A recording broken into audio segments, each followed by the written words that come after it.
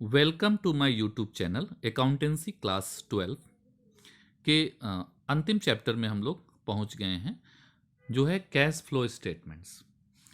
Cash flow statements के introduction में आज हम लोग कैश फ्लो स्टेटमेंट के बारे में कंसेप्ट्स, उसका फीचर, मेरिट्स, डिमेरिट्स आदि डिस्कस करेंगे। स्टार्ट करते हैं।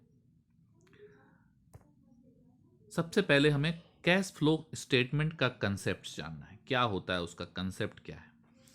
एक बिजनेस में कैश कहीं ना कहीं से आता है तो उसको सोर्स ऑफ कैश बोलते हैं, और कहीं ना कहीं कैश जाता है उसको यूज ऑफ कैश बोलते हैं। तो हर दिन क्या होता है, कहीं ना कहीं से पैसा आता है और कहीं ना कहीं से पैसा जाता है। तो पैसा कहाँ से आया और पैसा कहाँ गया, इसके ऊपर डिपेंड करेगा कि बिजनेस का कैश का बैलेंस क्या होगा। और एक स्टेटमेंट तैयार करके हम इस चीज़ को शो करने का कोशिश करते हैं कि पैसा का सोर्स क्या है और पैसे का यूज कहाँ कहाँ हुआ है।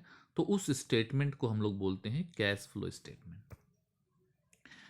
ये एक बहुत थर्ड इंपॉर्टेंट फाइनेंशियल स्टेटमेंट है। इससे पहले हम लोग दो इंपॉर्टेंट फाइनेंशियल स्टेटमेंट के बारे में पढ़ चुके हैं, बैलेंस शीट और statement of profit and loss. इसको हम लोग कैश फ्लो बोलते हैं, जो थर्ड इंपॉर्टेंट फाइनेंशियल स्टेटमेंट है। इसमें कैश का इनफ्लो मतलब पैसा कहाँ कहाँ से आया, और आउटफ्लो पैसा कहाँ कहाँ गया, उसका रिकॉर्ड करते हैं। This statement is usually prepared by company which comes as a tools in the hand of user of financial information to know about the source and use of cash and cash equivalent. इसमें company ये जानने का कोशिश करती है कि पैसा जो कैश हमारे पास है वो कहाँ कहाँ से आया था और कहाँ कहाँ यूज हुआ था। Of an enterprise over a period of time from various activity of the enterprise. Enterprise की बहुत सारी एक्टिविटी होती है, तो किस एक्टिविटी से पैसा कितना आया और किस एक्टिविटी में पैसा कितना लगा। अकाउंटिंग स्टैंडर्ड 3 AS3 के हिसाब से the institute of charter accountant of India in June 1981 which dealt with the statement showing change in financial position, fund flow statement, has been revised as now deal with the preparation of presentation of cash flow statement. Accounting standard 3 charter accountant ने issue institute of charter accountant of India ने issue किया था जून 1981 में। तो वो issue किया था fund flow statement के लिए। फंड फ्लो स्टेटमेंट भी कैश फ्लो की तरह ही एक स्टेटमेंट होता है, लेकिन बाद में फंड फ्लो स्टेटमेंट को रोक करके और फिर रिवाइज किया गया अकाउंटिंग स्टैंडर्ड 3 को, और इसमें फंड फ्लो स्टेटमेंट को हटा करके कैश फ्लो स्टेटमेंट को बनाने का स्कोप दिया गया। The revised AS3 has made it mandatory. अब उसको मैंडेटरी कर दिया गया है, सारी कंपनियां जितनी भी लिस्टेड कंपनियां हैं सबको मैंडेटरी है to prepare and present a cash flow statement, कि उसे कैश फ्लो स्टेटमेंट बनाना है along with other financial statement on annual basis. जितने फाइनेंशियल स्टेटमेंट वो बनाएंगे साथ में कैश फ्लो स्टेटमेंट भी बनाएंगे, कंपल्सरी हो गया है। A cash flow statement provide information about the historical changes in cash and cash equivalent. Cash flow statement एक हिस्टोरिकल चेंजेस के बारे में बताता है कैश और कैश इक्विवेलेंट के of an enterprise by classifying cash flow into operating, investing and financing activity. Cash को 3 part में बांट करके कि ऑपरेशन से कितना पैसा आया, इन्वेस्टमेंट से कितना आया और फाइनेंस से कितना आया। तो कैश फ्लो स्टेटमेंट हमें इंफॉर्मेशन देता है कि कैश कहाँ कहाँ से आया है। It required that the enterprise should prepare a cash flow statement and should present it in each accounting period for which financial statement are presented. Cash flow बनाने का क्या ऑब्जेक्टिव है? कैश फ्लो बनाने का पहला ऑब्जेक्टिव ये है कि हमें ये जानना है कि कितना पैसा जो है कैश का जनरेट हुआ है, मतलब कैश कितना आया है और कितना यूज हुआ है। डिफरेंट अलग अलग एक्टिविटी में कितना पैसा आया, कितना पैसा यूज हुआ है। हमें ये भी जानने का ऑब्जेक्टिव है कि कैश में कितना चेंज हुआ है, मतलब कैश बढ़ा कितना है, घटा कितना है, अगर बढ़ा है तो कितना बढ़ा है, घटा है तो कितना घटा है। हमें ये जानने में हेल्प करता है कैश फ्लो स्टेटमेंट कि to assess the causes of difference between actual cash and cash equivalent and related net earning income. हमारी जो इनकम है और हमारे हाथ में जो कैश है उसमें एक्चुअली डिफरेंस है, तो क्यों डिफरेंस है, ये जानने में हेल्प करता है। To help in formulation of financial policy, financial policy बनाने में हेल्प करता है, जैसे dividend policy, fixed assets policy, capital structure policy बनाने में हेल्प करता है। To help in short term financial planning, कम समय के लिए फाइनेंशियल प्लानिंग अगर हमें करनी है तो कैश फ्लो स्टेटमेंट हमें हेल्प करता है। यहाँ से हम पता कर लेते हैं कैश कहाँ से आता होगा, कहाँ से जाता है, तो हम एक पहले से एक आइडिया लगा लेते हैं और उसके हिसाब से प्लानिंग करते हैं। कंपनी का जो लिक्विडिटी पोजीशन जानने में भी हेल्प करता है। कैश फ्लो स्टेटमेंट के कुछ लिमिटेशंस हैं। क्या लिमिटेशंस हैं? इसमें क्योंकि ये कैश फ्लो स्टेटमेंट है तो इसमें नॉन कैश ट्रांजैक्शन को कोई जगह नहीं दिया गया है, लाइक शेयर्स और debenture issue to vendor, depreciation charge in there. लेकिन ये भी बहुत इंपॉर्टेंट ट्रांजैक्शन होते हैं, ये भी हमारे बिजनेस को बहुत ज़्यादा इफेक्ट करते हैं, लेकिन इसका कोई जगह इसमें दिया ही नहीं गया है, तो ये इसका लिमिटेशन है। अब ये पास्ट डाटा का एक तरह से पोस्टमार्टम है। कैश फ्लो स्टेटमेंट में हम क्या करते हैं? पास्ट डेटा को पोस्टमार्टम करते हैं। तो अब पास्ट डेटा पे फ्यूचर हमेशा डिपेंड नहीं करता है, क्योंकि फ्यूचर तो चेंज होने वाला है और फ्यूचर में मैनेजर कैश फ्लो स्टेटमेंट के ऊपर जो डिसीजन लेगा जरूरी नहीं है कि वह फेवरेबल डिसीजन होगा। It is not use for judging the profitability of the enterprise. किसी भी कंपनी के प्रॉफिटेबिलिटी को जज करने में हेल्प नहीं करता। Accrual accounting concept is ignored in this statement. क्योंकि ये कैश फ्लो स्टेटमेंट है तो एक्यूरल कंसेप्ट कैश बेसिस को तो ये एक्सेप्ट करता है, बट एक्यूरल बेसिस को एक्सेप्ट नहीं करता है। Credit sale, credit purchase, outstanding expenses, accrued income are not included. ये सब इसमें इंक्लूड नहीं किया गया है क्योंकि ये cash flow statement. Benefit of cash flow statement. Cash flow statement से एक बिजनेसमैन को क्या फायदा है? Cash flow statement provide information that enable user to evaluate change in net assets of the enterprise, its financial structure, and its ability to affect the amount of timing of cash flow in order to adapt changing circumstances and opportunities. Cash flow statement जो है वो evaluate करने में help करता है कि assets में क्या चेंज हुआ है, उसका फाइनेंशियल स्ट्रक्चर में क्या चेंज हुआ है, कंपनी का कैश फ्लो की एबिलिटी कितनी है, कैश पेमेंट करने की एबिलिटी कितनी है, कैश जनरेट करने की एबिलिटी कितनी है, ये जानने में हेल्प करता है। कैश फ्लो जो है information is useful for assessing the ability of the enterprise to generate cash. एक एंटरप्राइज को कैश जनरेट करने की कितनी एबिलिटी है, मतलब एंटरप्राइज कितना कैश जनरेट करता है और कितना कैश को यूज करता है, वो ये जानने में हेल्प करता है। It also enhances the comparability of the reporting of operating performance by different enterprise. एक एंटरप्राइज का दूसरे एंटरप्राइज से कंपेयर करने में हेल्प करता है। It also help in balancing its cash inflow and cash outflow. Cash का इनफ्लो और कैश का आउटफ्लो को बैलेंस करने में हेल्प करता है। It also helpful in checking the accuracy of past assessment. पुराने असेसमेंट को की एक्यूरेसी कितना है ये जानने में भी हेल्प करता है। Future cash flow and examining the relationship between profitability and net cash flow and impact of the changing price. ये कैश फ्लो की जो नेट कैश फ्लो जो है प्रॉफिटेबिलिटी से उसका क्या इफेक्ट पड़ेगा ये जानने में भी हेल्प करता है। अब आते हैं हम लोग कैश एंड कैश इक्विवेलेंट में। फाइनेंशियल स्टेटमेंट जब हम लोग पढ़े थे तो उसमें हम लोग कैश एंड कैश इक्विवेलेंट अच्छी तरह से डिस्कस किए थे। कैश का मतलब जो एकदम कैश ही है, रिसोर्सेज इमीडिएटली अवेलेबल टू पे ऑब्लिगेशन, जिसको हम किसी को कोई भी चीज़ पेमेंट करने में हम जिसको यूज कर सकते हैं। जैसे हमारे पास हाथ में पैसा है, हमारे पास चेक है, हमारे पास हमारे पास ड्राफ्ट है, तो ये सब कैश है। दूसरा होता है कैश इक्विवेलेंट। कैश तो नहीं है लेकिन कैश के जैसा है, जैसे short term highly liquid investment, readily convertible into cash with little और नो रिस्क और लॉस। ऐसा इन्वेस्टमेंट आपके पास है जो आसानी से कैश में कन्वर्ट हो सकता है, जैसे मनी मार्केट इंस्ट्रूमेंट होता है। नॉर्मली कैश इक्विवेलेंट का जो मैच्योरिटी डेट होता है वो 3 मंथ्स से कम का होता है। Cash flow statement show inflow and outflow of cash and cash equivalent from various activity of enterprise during a particular period. Years 3 के हिसाब से cash comprise cash in hand, demand deposit with bank. Cash equivalent में क्या आता है? Short term highly liquid investment that are readily convertible into known amount of cash and which are subject to an insignificance risk of change in the value. छोटा मोटा आपका investment अगर है जिसको आप आसानी से कैश में कन्वर्ट कर सकते हैं उसको कैश इक्विवेलेंट कहते हैं।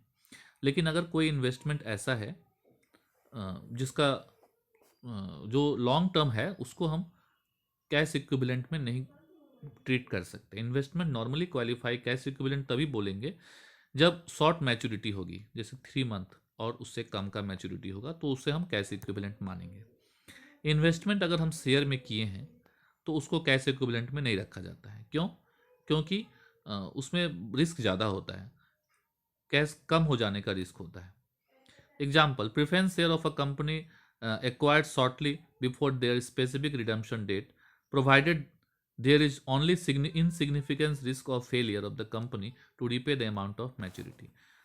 जैसे कि अब मैच्योरिटी पे हो सकता है कंपनी शेयर का पैसा वापस ना कर पाए, तो इसलिए उसको कैश इक्विवेलेंट में नहीं रखते हैं।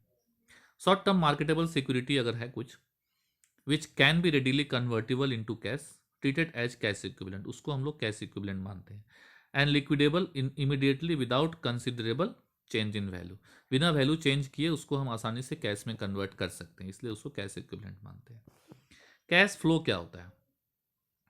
कैश फ्लो का मतलब क्या होता है? Cash flow implies movement of cash in and out. Cash का आना और कैश का जाना ही कैश फ्लो कहलाता है। कैश आना और कैश का जाना कैश फ्लो कहलाता है। Receipt of cash from a non cash item is term as cash inflow, while cash payment in respect of such item is cash outflow. For example, purchase of machinery by paying cash is cash outflow। Machine खरीद लिए cash से तो cash outflow हो गया, लेकिन sales कर दिए proceed receive from sales of machinery is cash inflow. Machine को बेच देंगे तो कैश इनफ्लो, मतलब पैसा आएगा तो इनफ्लो और जाएगा तो outflow. Other example of cash flow includes, क्या क्या एग्जाम्पल है? Collection of cash from trade receivable, payment to trade payable, payment to employ, receipt of dividend, interest payment, ये सब कैश फ्लो के एग्जाम्पल्स हैं। Cash management include the investment of excess cash in cash equivalent. Hence, purchase of marketable security or short-term investment which constitute cash equivalent is not considered while preparing cash flow statement। अब यहाँ cash inflow क्या, cash inflow का examples कुछ दिया हुआ है। Cash sale, receipt from trade customer, sales of spares assets, investment of share capital, personal fund invested, receipt of bank loan, government grant, receipt from factoring. ये तो inflow हो गया। आउटफ्लो के एग्जांपल है payment of wages, payment of suppliers, buying equipments, interest on bank loan, payment of dividend, repayment of loan, payment of leasing, income tax payment, tax VAT payment, corporate tax payment. तो ये सब outflow है। पैसा का आना inflow और जाना outflow. एक एग्जांपल से हम लोग इसको समझेंगे। अब इसमें कैश का इनफ्लो जो होता है उसमें से कैश का आउटफ्लो को हम माइनस करते हैं। कैश के इनफ्लो में से कैश का आउटफ्लो माइनस करते हैं तो जो आएगा डिफरेंस उसको हम बोलते हैं नेट कैश फ्लो। क्या बोलते हैं? Net cash flow. और फिर इस नेट कैश फ्लो को, नेट कैश फ्लो में हम ओपनिंग बैलेंस ऑफ कैश जोड़ देते हैं तो हमारा closing balance of cash and cash equivalent आ जाएगा। तो हमें पता चल जाएगा कि कैश का मूवमेंट सही तरह से हुआ कि नहीं हुआ। एग्जाम्पल देखते हैं। एक बैलेंस शीट दिया हुआ है, ये 2016 है, 2017 है। अब यहाँ पे बैलेंस शीट में यहाँ पे हम इनफ्लो कितना हुआ, आउटफ्लो कितना हुआ वो देखेंगे। जैसे यहाँ पहले 2016 में शेयर कैपिटल 15 लाख है और अभी शेयर कैपिटल 20 लाख है। इसका मतलब कंपनी ने शेयर इशू किया है। तो शेयर इशू करने से क्या होता है? पैसे का इनफ्लो होता है, कैश आता है, तो ये इनफ्लो है। कितना इनफ्लो है? 5 लाख का इनफ्लो है। फिर यहाँ देखते हैं रिजर्व एंड सरप्लस में। रिजर्व एंड सरप्लस मतलब प्रॉफिट। पहले प्रॉफिट 14 लाख था, अभी प्रॉफिट 13 लाख हो गया, तो 1 लाख का प्रॉफिट कम हो गया तो पैसा चला गया, तो ये क्या है? आउटफ्लो है। आउटफ्लो हो गया 1 लाख का। लॉन्ग टर्म बोरोइंग, पहले आपने लोन लिया था 16 लाख, अब लोन 19 लाख हो गया। इसका मतलब आपने और लोन लिया है 3 लाख का। तो लोन लिया तो पैसा आया है, तो ये पैसे का इनफ्लो हुआ, कैश का इनफ्लो हुआ। तो कैश का इनफ्लो 3 लाख हुआ है। ट्रेड पेएबल, पहले आपको देना था उधार 2 लाख देना था, अब आपको उधार 3 लाख देना है। इसका मतलब आपने और उधार लिया है 1 लाख का, तो ये भी पैसे का इनफ्लो है। इनफ्लो है 1 लाख का। फिर देखते हैं टेंजिबल एसेट्स। पहले टेंजिबल एसेट्स 15 लाख था, अब टेंजिबल एसेट्स 20 लाख। इसका मतलब एसेट्स बढ़ गया, तो आपने एसेट खरीदा होगा, तो एसेट आप खरीदेंगे तो पैसा क्या होगा? आएगा तो नहीं, जाएगा। तो ये आउटफ्लो है। यहाँ पे आउटफ्लो हो गया 5 लाख का। पहले आपके पास इंटेंजिबल एसेट 16 लाख का था, अब इंटेंजिबल एसेट 19 लाख का है, तो यहाँ भी एसेट्स बढ़ गया, एसेट्स बढ़ गया तो पैसा चला गया, क्योंकि एसेट खरीदे होंगे आपने तभी तो एसेट बढ़ गया, तो पैसा चला गया। कितना चला गया? 3 लाख चला गया। पहले इन्वेंट्री 14 लाख था, अब इन्वेंट्री 13 लाख हो, तो इन्वेंट्री घट गया, इसका मतलब इन्वेंट्री आपने सेल कर दिया, तो अब इन्वेंट्री सेल कर दिए तो पैसा आपका आ गया, तो ये इनफ्लो हो गया। तो 1 लाख का इनफ्लो हो गया। तो इस तरह हम लोग सबसे पहले इनफ्लो और आउटफ्लो निकालें। कैश को इसमें इंक्लूड नहीं करते हैं, क्योंकि कैश तो अपने आप में ही कैश है, उसके लिए इनफ्लो आउटफ्लो हम नहीं करते हैं। तो अब इसमें जितनी भी इनफ्लोज हुई हैं, सारे इनफ्लो को हम ऐड कर लेते हैं। ये इनफ्लो है, यहाँ पे दोनों इनफ्लो है और ये इनफ्लो है। तो टोटल इनफ्लो कितने हो गए? 5 + 3 8 और 1 9, 9 और 1 10, टोटल इनफ्लो हमारा हो गया 10। कैश का इनफ्लो 10 लाख हो गया। अब आउटफ्लो देखते हैं। आउटफ्लो 1 लाख + 5 + 3 1 5 3 9, 9 लाख का आउटफ्लो हो गया। तो 10 लाख का इनफ्लो और 9 लाख का आउटफ्लो, तो 10 - 9, तो नेट कैश फ्लो हमारा आ गया 1 लाख। अब इस नेट कैश फ्लो में 1 लाख में हम opening balance of cash add करेंगे। तो कैश का ओपनिंग बैलेंस कितना है देखते हैं। तो पुराना बैलेंस कैश का पहले का बैलेंस 2 लाख है, 2 लाख उसमें ऐड करेंगे, इसमें हम 2 लाख ऐड करेंगे, तो क्लोजिंग बैलेंस अपने आप आ जाएगा 1 + 2 3, 1 + 2 3। तो यहाँ क्लोजिंग बैलेंस मैच कर जाएगा, तो ये क्लोजिंग बैलेंस 3 लाख मैच करेगा। तो ये कैश फ्लो का यही कंसेप्ट है। इनफ्लो और आउटफ्लो का जो नेट रिजल्ट आता है, उसमें ओपनिंग कैश ऐड करने से ही closing cash in cash equivalent आ जाता है। यही कैश फ्लो स्टेटमेंट का मेन कंसेप्ट है। लेकिन इतना इजी तरीके से, इतने शॉर्ट तरीके से हम नहीं बना सकते, क्योंकि जो जहाँ से भी कैश आ रहा है, ये कैश, सब कैश एक जैसे नहीं है। शेयर से जो कैश आ रहा है और टेंजिबल एसेट से जो कैश आ रहा है, दोनों का कैश में डिफरेंस है। एक तो एसेट बेच के आ रहा है और एक फाइनेंस के थ्रू आ रहा है, तो दोनों अलग अलग एक्टिविटी से आ रहा है। उसी तरह इन्वेंट्री से जो इनफ्लो हो रहा है, इन्वेंट्री के इनफ्लो को हम शेयर के साथ कंपेयर नहीं कर सकते। शेयर एक फाइनेंस हो गया, लेकिन इन्वेंट्री एक ऑपरेटिंग एक्टिविटी हो गया। तो इस हिसाब से बिजनेस में तरह तरह की एक्टिविटी होती है। Classification of activity for the preparation of cash flow statement. तो कैश का जो फ्लो होता है, कैश का जो भी इनफ्लो आउटफ्लो हमने देखा, उस सारे इनफ्लो और आउटफ्लो को 3 तरह की एक्टिविटी में बांटा गया है। Cash flow from finance, operating activity, investing activity and financing activity. क्या है? Various activity of an enterprise result into cash flow, inflow और आउटफ्लो जो भी है, which is subject to matter of the cash flow statement. As per AS 13, these activities are to be classified into 3 categories: operating, investing and financing activity. So as to show separately the cash flow generated by these activity, this help the users of cash flow statement to assess the impact of this activity on the financial position of the enterprise and also its cash and cash equivalent. अब यहाँ पे हमें ये जानना है कि आखिर हम किस तरह बांटेंगे कैश फ्लो को, इस 3 एक्टिविटी में किस तरह बांटेंगे। कौन सी एक्टिविटी को हम ऑपरेटिंग मानेंगे, किस एक्टिविटी को हम इन्वेस्टिंग मानेंगे और किस एक्टिविटी को हम फाइनेंसिंग मानेंगे। तो बिजनेस करने के लिए पैसा जहाँ जहाँ से आया है, चाहे वो शॉर्ट टर्म बोरोइंग से आए चाहे लॉन्ग टर्म बोरोइंग से आए, उसको हम लोग फाइनेंसिंग एक्टिविटी बोलते हैं। फिर उस पैसे को हम कहीं ना कहीं इन्वेस्ट करते हैं। तो पैसे को जो हम शॉर्ट टर्म में तो नहीं, जो लॉन्ग टर्म में जो इन्वेस्ट कर रहे हैं, उसको हम लोग इन्वेस्टिंग एक्टिविटी के अंडर में रखते हैं। और इसके अलावा, इन दोनों के अलावा जो भी बच जाता है, उस सभी को हम ऑपरेटिंग एक्टिविटी के अंडर में रखते हैं, जो 1 ईयर से कम के लिए एक्टिविटी जितनी होती है, करेंट एसेट्स, करेंट लायबिलिटी और जो भी रिजर्व एंड सरप्लस है। एक क्वेश्चन देखते हैं।